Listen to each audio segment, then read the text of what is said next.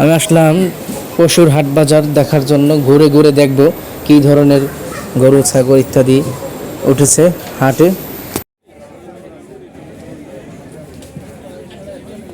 তৈরি হচ্ছে কোরবানির পশুর হাট। উঠেছে মহিষ, গরু, ছাগল ইত্যাদি পশু।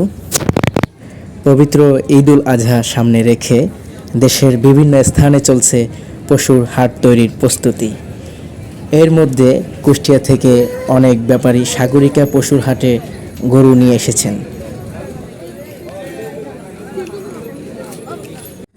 রয়েছে আইনি হুঁশিয়ারি, এক হাটের গরু অন্য হাটে নিলেই আইনগত ব্যবস্থা।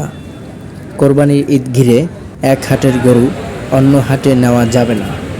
জোরপূর্বক এক হাটের গরু অন্য হাটে নিলে কঠোর আইনগত ব্যবস্থা নেওয়া হবে বলে হুঁশিয়ারি দিয়েছেন প্রশাসন। এবার কোরবানির পশুর দাম বেশি পড়েছে। যতটুকু জানতে পারলাম হাটের দর দাম, একটি ছোট আকৃতির গরুর দাম পড়বে প্রায় 50,000 টাকা সর্বনিম্ন গুনতে হবে ক্রয় করার জন্য। ছাগলের জন্য সর্বনিম্ন গুনতে হবে প্রায় 15,000 টাকা, আর মহিষের জন্য সর্বনিম্ন গুনতে হবে 60,000 টাকা থেকে শুরু। খামারিরা বলছেন চলতি বছরে ছোট ও মাঝারি গরুর চাহিদা বেশি। ঈদুল আজহার বাকি আর কিছুদিন, তবে এরই মধ্যে কোরবানির পশুর বেচাকেনা শুরু হয়েছে।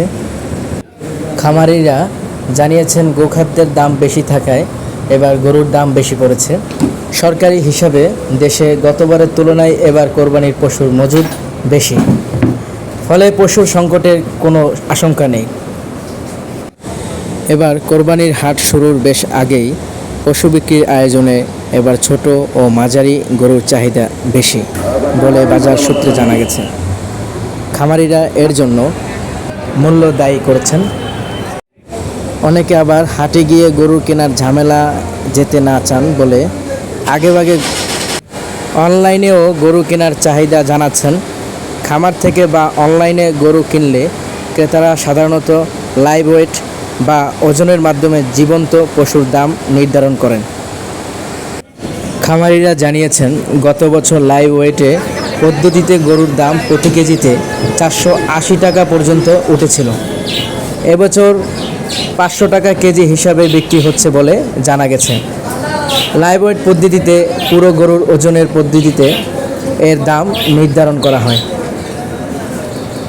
সংশ্লিষ্টরা বলেছেন চলতি বছরের শুরুতেও প্রতি কেজি গমের এবং খাদ্যের দাম তুলনামূলকভাবে এবছর অনেকটা বেশি। এর একটি কারণ গরুর দাম বৃদ্ধি, ছাগলের দাম বৃদ্ধি ইত্যাদি পশুর দাম।